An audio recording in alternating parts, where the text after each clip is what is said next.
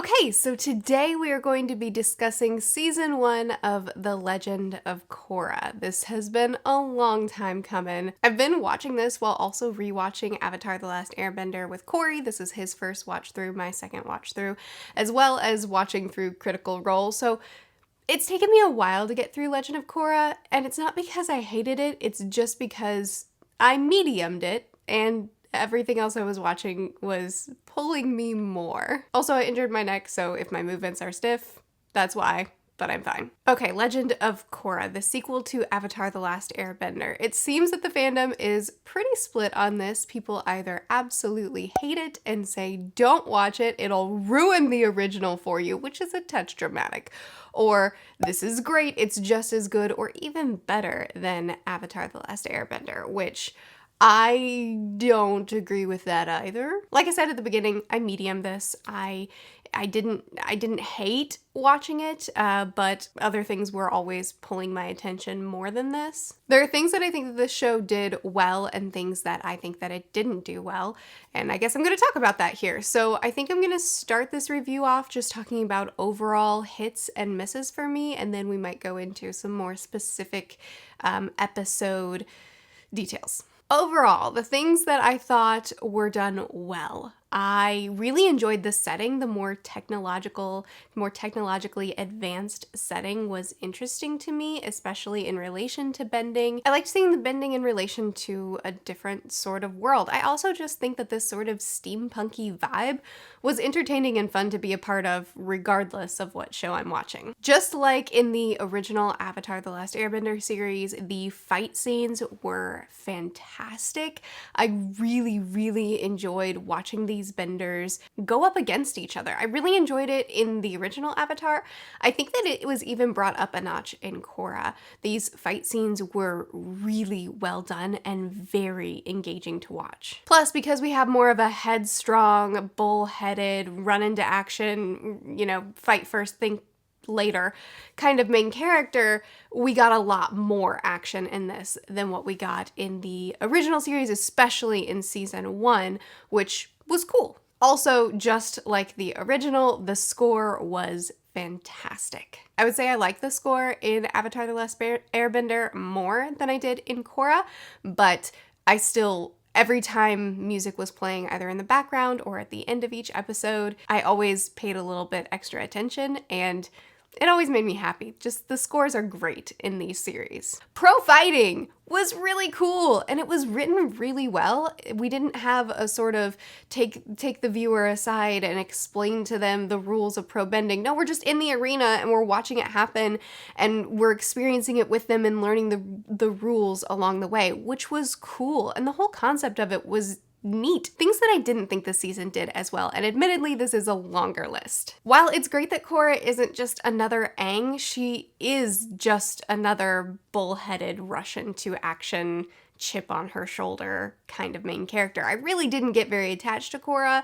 I didn't mind her, I didn't dislike her, but I also didn't think that she brought anything new to the table for the character that she was being. Actually, characters in general, this is how I feel. I don't feel like very many of these characters at all got very many layers. Korra was the tough Russian to action, no one can tell me what to do, I'll have kind of a predictable moral lesson that I'll learn here and there, but it'll have basically no consequences on how I interact with the world the next time something comes up. Bolin was the lovable, dopey comedic relief. Mako was the pretty boy. I mean, he was a good brother to Bolin, but other than that, I didn't really get much out of Mako. Tenzin was the solemn mentor. His kids were the annoying kid. I didn't like them. And Asami, who was actually pretty cool, she also just kind of fell into the love interest that is being jilted and having a lot of turmoil over it. Someone asked me recently, who's your favorite character in Korra? And so far my answer is Bolin, because he's the only character that I feel like, oh yeah, I'm attached to you, I like you, I'd be sad if you died.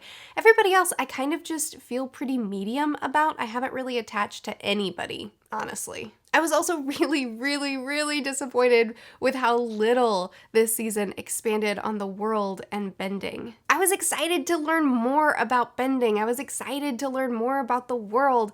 And I feel like we just got another setting, but a dulled version of the bending. The fight scenes were cool. The action scenes in general were great. But as far as the lore of the world, I didn't get any more of that, and I really wanted it. And when we first started and I saw that Korra was older than Aang and already had experience and had already mastered 3 of the elements, and the only element that she's struggling with is air, I was really excited about that, because air is the one element in Avatar: The Last Airbender that we didn't get to watch Aang learn. We didn't get to learn as much about in a teaching setting, and I was so excited that this was going to be that for us. This was where we were going to learn about how to learn airbending and what it takes, and we got some of it. We did get some of it in Avatar: The Last Airbender, but I was excited to get a lot more, because airbending is the one that I felt I really wanted to watch Aang learn, and I was excited to watch Korra learn it, but instead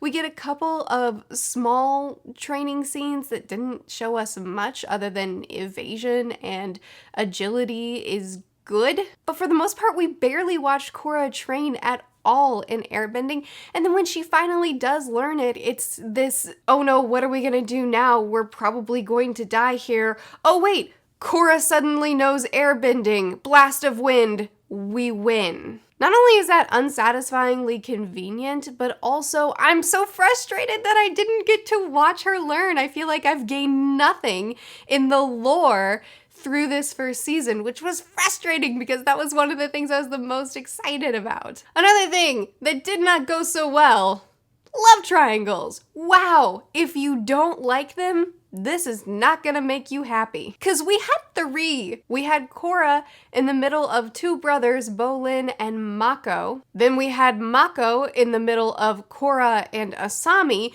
And then, because why not, we had an old love triangle that was rehashed between Tenzin, what was her name? Toph's daughter, and Tenzin's wife. This is an old love triangle that's gone and done with, but let's rehash it because maybe we don't have enough love triangles in this series, in this season? We do. We have enough. There were some really cool elements in this season. I loved that chi blocking was back. That was great because I love Ty Lee in the original series, and having Ty Lee back in this small way and seeing how it's such a big part of the world now was fantastic. Also, we know that in the original, Aang is able to take away someone's bending, but we didn't know how and we didn't know why. Now we have those answers, which was awesome to get. So I guess I have to renege a little bit. We did get a little bit more lore and a little bit of expansion on bending through bloodbending and taking away bending. But I love that it played such a huge role in this series and that it all kind of circled back. I found that really, really satisfying. I liked the element of taking away people's bending in this show, but when it circled back to something that we learned about in the original, I found that so satisfying. There were some really predictable elements in the show, like when Korra challenged Aman and then it was a setup. Shocker. Asami's father was a bad guy the whole time. Shocker. A lot of the betrayals, a lot of the moments of, oh no, this was a trap. These were all obvious. One thing that I will say is Asami, I expected her to turn bad in season 1. And I hope she doesn't turn bad because it would be a really predictable direction. I was surprised she didn't do it in season 1 already. But you can see that she has a lot of turmoil, a lot of frustration and grief over the triangle that she's in, and you can see that it's really grating on her, which, by the way, Mako handled that terribly, but love triangles have to be handled terribly, otherwise we're talking about healthy relationships and not a triangle. Anyway, you can see how much it really bothers Asami that her boyfriend cheated on her and is also still in love with the girl that he cheated on her with, but he won't admit it, and he's just kind of trying to get with Korra while also dating Asami. It doesn't matter. I expected her to turn dark. I expected her to be so upset over her current triangle that she just gets mad and you know the arc. I've been jilted, now I'm evil. I expected that to happen to Asami. I still think it could happen in the next season. I really hope it doesn't because it's a pretty shallow arc. So I was happy that I was wrong about that one. We got to see Toph's daughter, which is a little bit weird to think about. I liked seeing so many people make an appearance in Korra. Katara's at the very beginning. We know that Aang has already passed away, but we do actually get to see a little bit of him as an adult, which was great, and mostly just made me sad that that this sequel series isn't following Aang as an adult and all of our favorites as adults. We got to see a brief glimpse of Sokka on a council, but we still don't really know what happened with him, which I'm fine with because I'm currently reading the graphic novels. And I will say this, the graphic novels are set between the original Avatar and Korra, and I feel like I'm getting a lot more out of Korra having read the little bit that I have of the graphic novels than I would have if I didn't read them at all. And I'm excited to keep reading them and keep feeling like I'm getting more substance out of Korra because so many things have been answered in the graphic novels, and I really recommend the graphic novels. Anyway, we also see Toph's daughter, Aang's son. Oh, actually both of his sons, because we see Boomy. We see Boomy, who seems to be exactly like Boomy because he's his namesake. We see Zuko's, I think, great-grandson, who's named General Iroh and voiced by the voice actor who voiced Zuko in the original series, which was great. I instantly was attached to that character just because of the voice actor. I don't even know if that character was well done. I can't tell because I'm too blinded by the joy that I have that voice is back. I really love that Lin is still speaking in the same language that Toph spoke in with Earthbending, when Lin would feel the earth to see if there were tunnels underneath them or if there were people hidden in cells somewhere, and she would say, "I can't see it." Even though she's not blind like her mom was, she's still using that language. That was a great throwback. Again, I want to take a second to mention how cool it is that bloodbending is what takes away people's powers. I think it fits. I think it works really well. And again, it's a great homage to Avatar, the original. I did think that the story that we got of how bloodbending ended up being a factor in this world and how Amon knew how to take away people's powers, I thought that whole story was kind of convoluted. So even though that whole story was quite the journey to get through to see how this person is actually this person and that person is related to that guy, and then also this is also a different person than we think, that it was a maze to get through. But you know, whatever. We learned that bloodbending is the thing, which I think is great. Now, I will say that the final 2 episodes of this season overall I did enjoy. I felt like we tied up some loose ends. There was a lot of interesting action. Overall, it was a nice last 2 episodes, but it did leave a sour taste in my mouth because after all the consequences that we've experienced in this season, we kind of renege them and we do them in a pretty unsatisfying way, in my opinion. Korra has lost her bending for the 3 elements that she mastered before: air. So now Korra is an airbender. End of story. This is sad. These are consequences. Now, I knew that Korra was going to be able to regain her other bending because she's the Avatar and there's 3 seasons left. I knew it was coming. I was hopeful that what we were going to get out of the next seasons is her relearning the elements. I know we watched it happen in the original, but there's still so much to learn about the lore of this world and about the mythos of the bending. Plus, that would be a really humbling act for Korra, and having to relearn all these elements would really take her down a notch, make her less cocky, hopefully make her a little bit less headstrong, and potentially make her a little bit more relatable. Instead, suddenly she's connected with her spiritual self because she's in her darkest moment. We don't even get to hang out with any of the previous avatars. We just see them for a second, and then Korra goes into avatar state, and suddenly she can bend again.